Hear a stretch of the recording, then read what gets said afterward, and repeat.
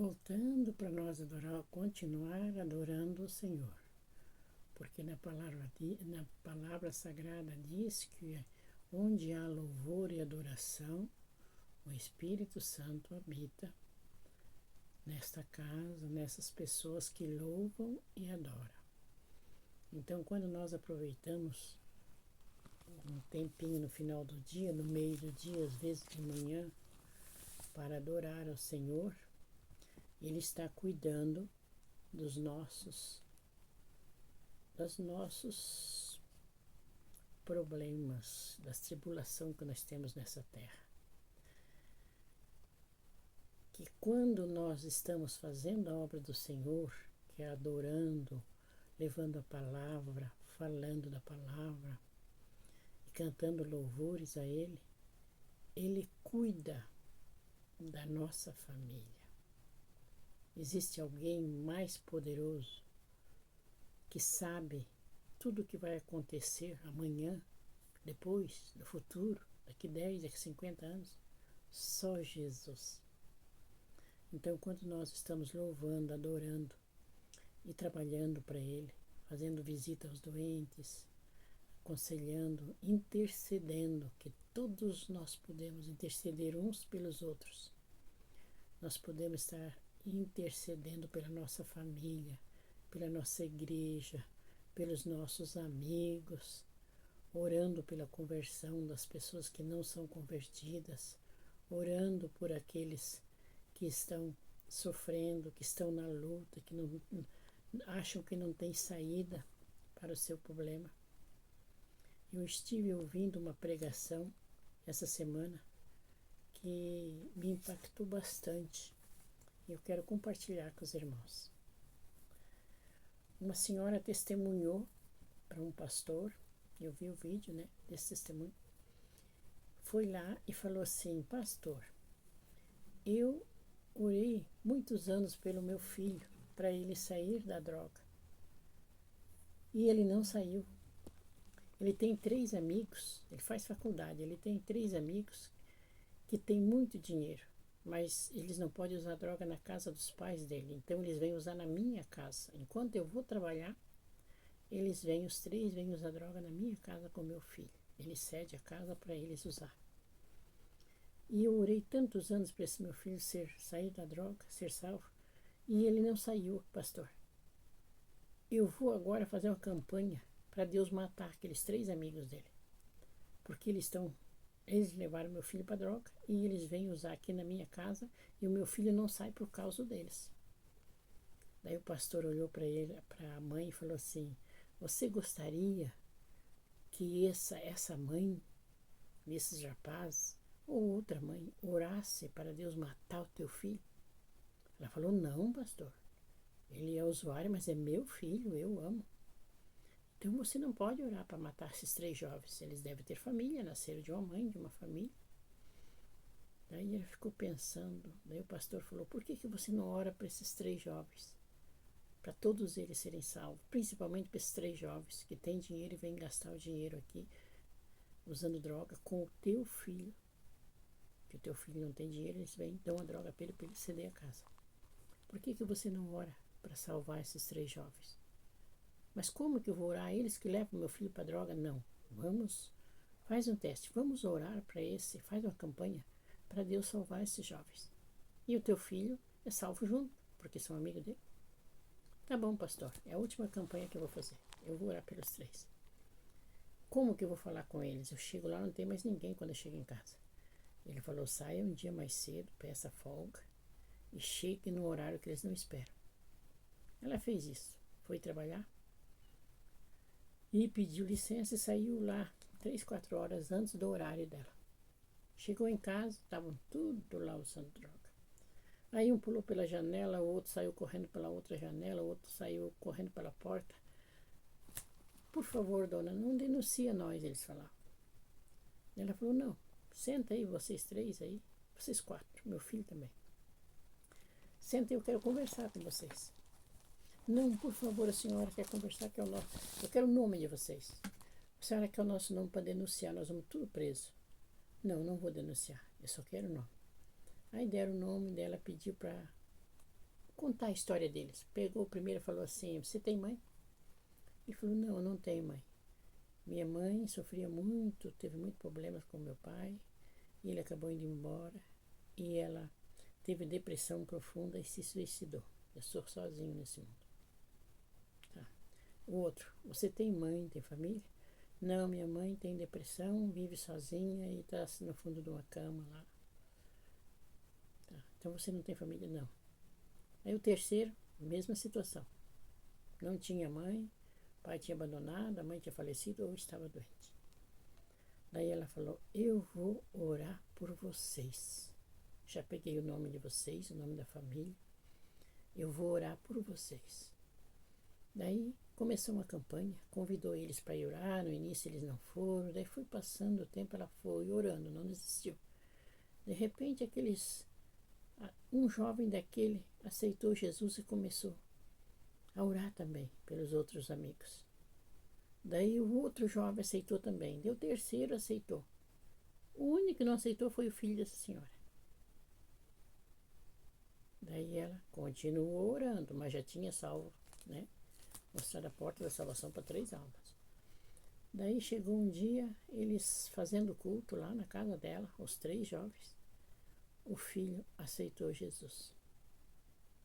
Aí ela foi lá e falou para o pastor: pastor, os 3 jovens estão salvos, não tinham família, não tinham ninguém por eles. E o meu filho, que foi o último, também foi salvo, aceitou Jesus e está agora congregando tudo lá junto na igreja. Daí o pastor falou: por isso que na palavra de Deus fala: orai pelos seus inimigos. Quando você ora por uma pessoa que às vezes está te maltratando, está te machucando, está fazendo mal para você, Deus está cuidando dos seus. É a mais pura verdade. Se você quiser fazer uma prova com Deus, você pode fazer.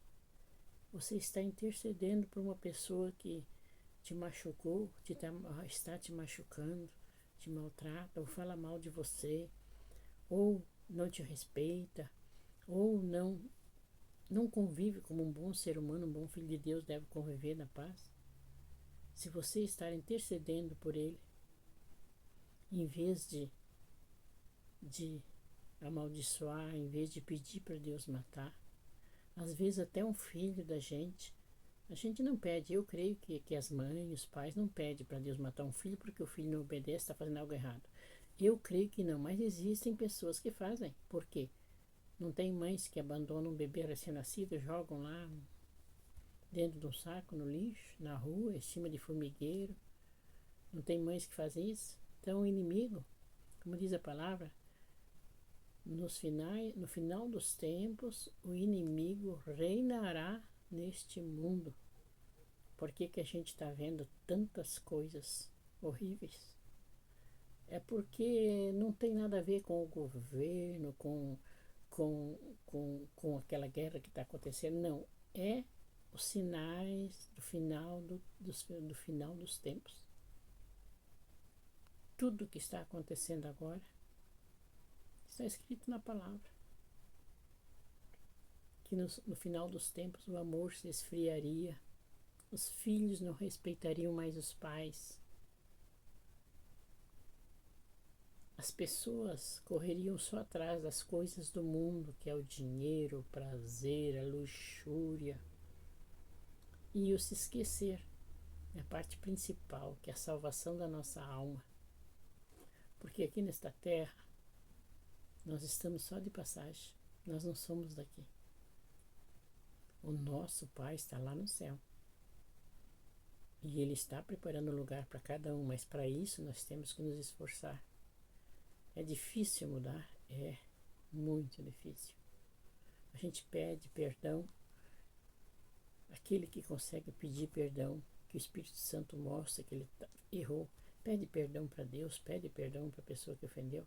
Daqui um pouquinho nós já estamos fazendo de novo. A nossa carne é muito fraca. Ela sempre está pendendo para o pecado, para o mal. Como disse Paulo no evangelho dele, o apóstolo Paulo: o mal que eu não quero fazer, eu faço.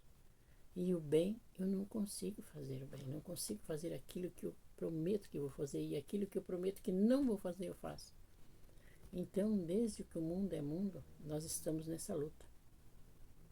Cada dia que nós passamos, nós temos uma luta diferente, uma luta difícil. Todos têm problema, todos têm luta. Porque nessa terra, a palavra diz, tereis aflições.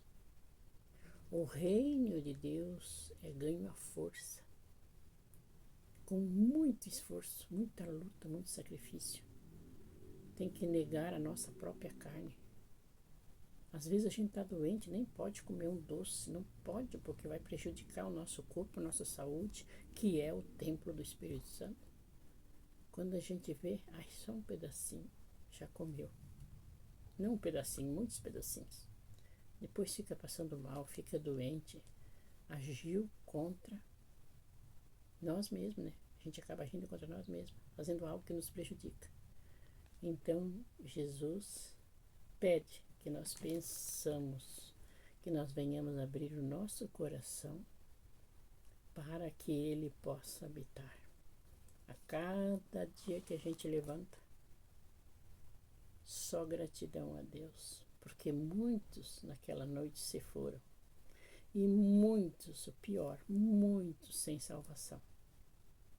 Porque as pessoas protelam. Ai, não vou agora, deixa. Quando tiver assim que eu ver que o mundo está acabando, eu ponho o joelho no chão e digo, Jesus me salva, eu quero ir para o céu. Não é assim.